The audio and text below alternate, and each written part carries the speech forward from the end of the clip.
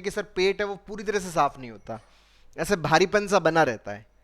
तो ये जो पूरी तरह से साफ हो जाए तो क्या करें, उसी के ऊपर अपन डिस्कस कर रहे हैं। तो कॉन्स्टिपेशन क्या हो गया कि अगर 3 बार से कम है तो उसको अपन कब्ज बोलेंगे। अच्छा, हमारे बेसिकली आहार नाल के अंदर क्या मैकेनिज्म हो रही है कि हम जो भी खाना खाते हैं, उस खाने का क्या होता है, पाचन होता है।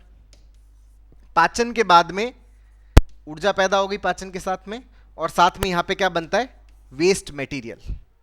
और यही वेस्ट मटेरियल जो है वो एनएस के थ्रू बाहर निकलता है।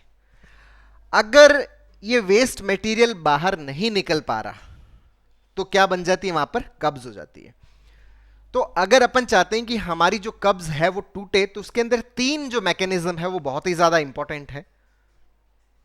सबसे पहली जो मैकेनिज्म है वो मैकेनिज्म तो क्या है कि ये जो वेस्ट मटेरियल है, जो हमारी आंतों के आसपास जमा होया हुआ जो वेस्ट मटेरियल है, एक तो ये कि ये हमारी आंतों से क्या हो, हटे, ये बीच की ल्यूमन में आए, है ना, जो मेन पार्ट है उसके साथ में इन्वॉल्व हुए, यहां से हटे। सबसे पहला पॉइंट तो ये कि इसका हटना बहुत जरूरी है। क्योंकि मान लीजिए कि जैसे कोई कमरा है और उस कमरे पर कोई चीज चिपकी हुई है, तो वो बीच का जो फ्लो है उस फ्लो के साथ में नहीं जा पाएगा।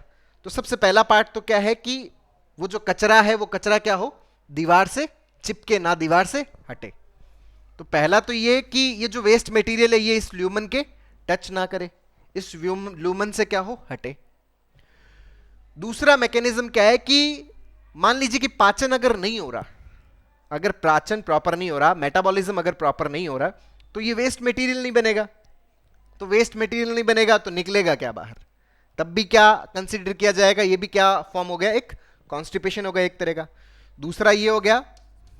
और तीसरा क्या है कि ये जो बाहर निकालने वाली जो मैकेनिज्म है, अगर बाहर निकालने वाली मैकेनिज्म अगर प्रॉपर तरीके से नहीं है, तब भी क्या हो जाएगा, कॉन्स्टिपेशन हो जाएगा। तो कब्ज होने के मोटे मोटे 3 जो कारण है, एक तो अगर डाइजेशन प्रॉपर नहीं है, मेटाबॉलिज्म स्लो है, दूसरा ये जो वेस्ट मटेरियल अगर दीवार के चिपक गया तब भी ये बाहर नहीं निकलेगा, और तीसरा कि इसको बाहर निकालने वाली जो मैकेनिज्म है वो प्रॉपर नहीं है। इसको कुछ यूं समझिए कि जैसे मान लीजिए कि कोई फैक्ट्री है, उस फैक्ट्री के अंदर रॉ मटेरियल आ रहा है। मान लीजिए कि यहां पर 1 केजी रॉ मटेरियल आ रहा है, तो इस 1 केजी रॉ मटेरियल से कुछ प्रोडक्ट का फॉर्मेशन हो रहा है। 800 ग्राम तो एक प्रोडक्ट बन गया, और बाकी यहां पर बचा 200 ग्राम जो क्या है, वेस्ट मटेरियल है। अब इस वेस्ट मटेरियल को क्या करना पड़ता है, बाहर निकालना पड़ता है। तो यहां पर बाहर निकालने के लिए एक गाड़ी को यूज किया जाता है, समझना इस चीज को। अब ये जो गाड़ी है, ये गाड़ी, ये जो 200 ग्राम वेस्ट मटेरियल है, इस 200 ग्राम वेस्ट मटेरियल से स्टार्ट नहीं होती। इसकी एक थ्रेशोल्ड है। जब तक इसके अंदर 1 केजी इकट्ठा नहीं हो जाएगा ना, मतलब 1 केजी, 800, 200, फिर 1, फिर यहां पे 200, फिर 200, फिर 200, जब तक इसमें 1 केजी इकट्ठा नहीं हो जाता तब तक ये गाड़ी स्टार्ट नहीं होती। ये गाड़ी स्टार्ट नहीं होगी तो इस वेस्ट मटेरियल को बाहर नहीं निकाल पाएगी। यही सेम चीज हमारे अंदर होती है। हमारे अंदर ये जो वेस्ट मटेरियल को बाहर निकालने वाली जो मैकेनिज्म है, इस मैकेनिज्म के अंदर जो सबसे इंपॉर्टेंट क्या है कि इस मैकेनिज्म का एक थ्रेशोल्ड पॉइंट होता है।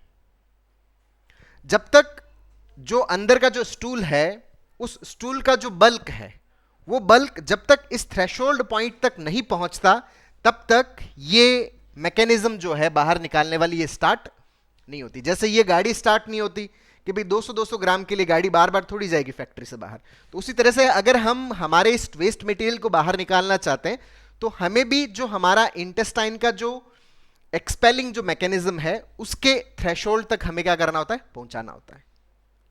तो मान लीजिए कि वेस्ट मटेरियल अगर कम बना है, तो इस वेस्ट मटेरियल का बल्क बहुत ज्यादा हो। अच्छा, बल्क ज्यादा कब होगा, या तो खाना ज्यादा खाया जाए। अब खाना अगर आप ज्यादा खाओगे तो ऊर्जा भी क्या होगी, ज्यादा। अब ये ऊर्जा क्या होगी, आपकी बॉडी में स्टोर होगी। तो बॉडी में स्टोर होगी तो किस रूप में, फैट के रूप में। तो आपका क्या आएगा, वजन बढ़ेगा, मोटापा बढ़ेगा, तो कई सारी चीजें इसके साथ में हो सकती है। तो हम यहां पर खाने में कुछ ऐसी चीजों का सेवन करें जो यहां पर इस वेस्ट मटेरियल का बल्क तो बढ़ाए, लेकिन एनर्जी प्रोड्यूस में काम ना आए, है ना। तो हमें यहां पर विशेष ध्यान देना पड़ेगा कि हम खाने में कुछ ऐसी चीज को मिलाएं। तो उसके अंदर जो मिलाने के अंदर जो सबसे पहला जो इंग्रेडिएंट है, वो जो इंग्रेडिएंट है वो क्या है कि हम फाइबर रिच कुछ ऐसा खाएं, क्योंकि फाइबर एक ऐसी चीज होता है जो हमारे आहार नाल में जाता तो है, उसका किसी भी तरह से पाचन नहीं होता, और जब पाचन नहीं होता तो वो एनर्जी प्रोड्यूस नहीं करता। लेकिन अगर मान लो कि अपन और कुछ खाना खा लें, हम कार्बोहाइड्रेट्स ज्यादा ले लें, हम प्रोटीन ज्यादा ले लें, हम फैटी एसिड्स ज्यादा ले लें, तो ये तो क्या होंगे, हमारी बॉडी में स्टोर होंगे।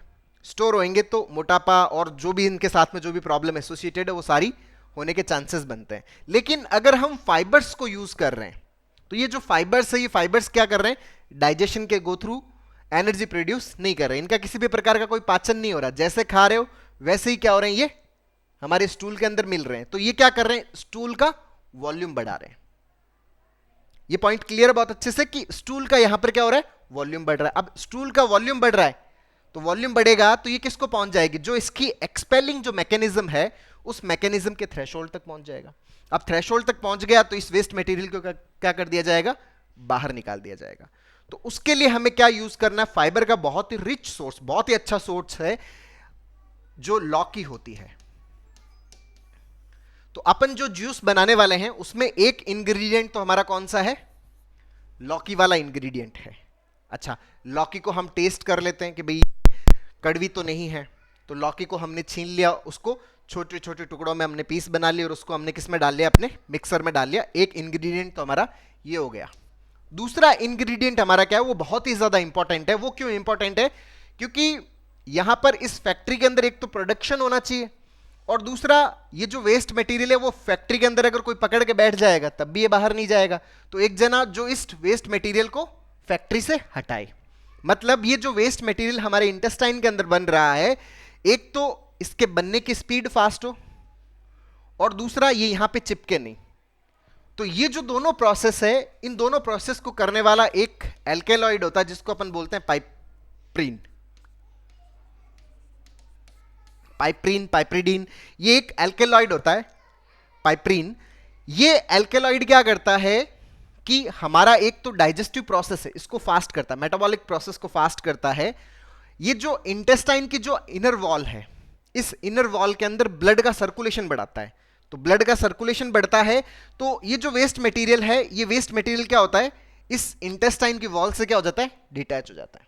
तो अगर ये डिटैच होता है तो ये जो एक्सपेलिंग मैकेनिज्म है ये क्या कर देती है, इस वेस्ट मटेरियल को बाहर निकाल देती है।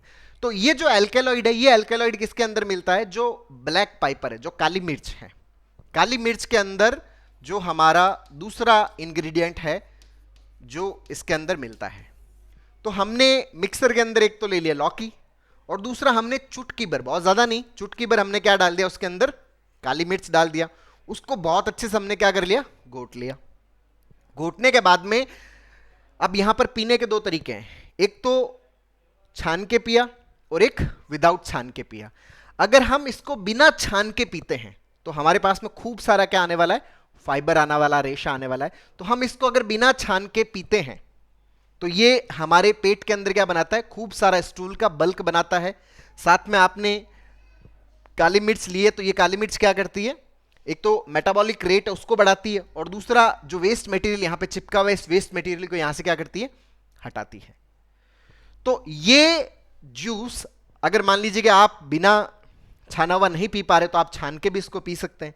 उसमें थोड़ा फाइबर कम होगा लेकिन फिर भी हमारे लिए पेट के लिए क्या है, बड़ा काम का। अगर हम सुबह सुबह खाली पेट इसको पीते हैं तो ये हमारे डाइजेस्टिव सिस्टम को बहुत ही ज्यादा हेल्दी बनाता है, हमारे डाइजेस्टिव सिस्टम को पूरी तरह से क्या कर देता है, क्लीन कर देता है। तो ये एक आदत अगर अपन बना लेते हैं कि डेली अपन लौकी का जो जूस बना के पिए, जिसमें आपने एक चिमटी भर क्या डाला है, उसके अंदर आपने काली मिर्च डाला है, तो ये आपके पेट को क्या कर देता है, पूरी तरह से साफ कर देता है, नीट कर देता है, क्लीन कर देता है। अच्छा, एक चीज और यहां पर समझने की है कि बहुत सारे लोग बताते हैं कि सर हम हर तरह के उपाय कर चुके हैं लेकिन फिर भी हमारा कब्ज जो है वो साफ नहीं हो रहा। तो इसका मतलब जो कब्ज का जो कारण है वो हमारा ब्रेन है, हमारा माइंड है। अच्छा, कई पूछते हैं कि सर एंजाइटी की वजह से कब्ज हो सकती है। हाँ, हमारा ब्रेन अगर शांत नहीं है तो ये हमारे पेट को भी क्या कर सकता है, शांत कर सकता है। तो जो हमारा एंजाइटी है वो एंजाइटी भी हमारा क्या होना चाहिए, सही होना चाहिए, क्योंकि जब तक एंजाइटी सही नहीं होगा तब तक पेट सही नहीं होगा। पेट हंसेगा नहीं, तो दिमाग जब हंसेगा नहीं, मन जब हंसेगा नहीं, तो पेट भी हंसेगा नहीं। तो दिमाग को सही करने के लिए जो हमारा एंजाइटी वाला पार्ट है वो भी हटना चाहिए। एंजाइटी क्यों है? क्योंकि हमारे दिमाग में ऑटोमेटिक नेगेटिव थॉट्स आ रहे हैं। और ये क्यों आ रहे हैं? क्योंकि हमारे दिमाग के अंदर नेगेटिव न्यूरोनल पैटर्न्स बने हुए हैं। तो हमें इन पैटर्न्स को भी क्या करना पड़ेगा? करेक्ट करना पड़ेगा। और इन पैटर्न्स को करेक्ट करने के लिए हमें सीबीटी का रेगुलर प्रैक्टिस करना पड़ता है। तो अगर हम अपनी इस कब्ज को हटाना चाहते हैं, तो हमारे माइंड को रिलैक्स करने के लिए हम हमारे दिमाग में जो भी थॉट्स आते हैं, उन थॉट्स का हमें सीबीटी से प्रैक्टिस करना पड़ेगा, उसको डिस्प्यूट करना पड़ेगा, तोड़ना पड़ेगा, ब्रेक करना पड़ेगा। तो माइंड शांत, तो पेट भी क्या हो जाएगा? ऑटोमेटिक हमारा शांत हो जाएगा। तो दोस्तों उम्मीद करता हूं आपको ये वीडियो पसंद आया होगा। नीचे कमेंट बॉक्स में लिखकर जरूर बताइएगा। और अब तक यदि आपने मेरे यूट्यूब चैनल DRK TV को सब्सक्राइब नहीं किया, तो प्लीज उसे सब्सक्राइब करें, ताकि मेरे नए वीडियो का नोटिफिकेशन आप तक सबसे पहले पहुंचे। इसके अलावा दोस्तों हम लोगों ने सीबीटी के ऊपर एक स्टेप बाय स्टेप लर्निंग का एक पूरा वर्कशॉप लॉन्च किया हुआ है, जिसका लिंक नीचे डिस्क्रिप्शन में है, जिसको लर्न करके, जिसको आप सीख करके आप अपने जो नेगेटिव न्यूरोनल पैटर्न्स हैं, उन पैटर्न्स को पूरी तरह से करेक्ट करने में बहुत अच्छे से मदद ले सकते हो। अपनी जो साइकोलॉजिकल प्रॉब्लम्स है, चाहे वो एंजाइटी है, पैनिक है, ओवर थिंकिंग है, ओसीडी है, नेगेटिव थिंकिंग है, और इनके कारण जो फिजिकल सिम्टम्स आ रहे जैसे कॉन्स्टिपेशन है, इसको पूरी तरह से खत्म करने में बहुत अच्छे से मदद ले सकते हो। बहुत बहुत धन्यवाद दोस्तों। जय हिंद, जय भारत।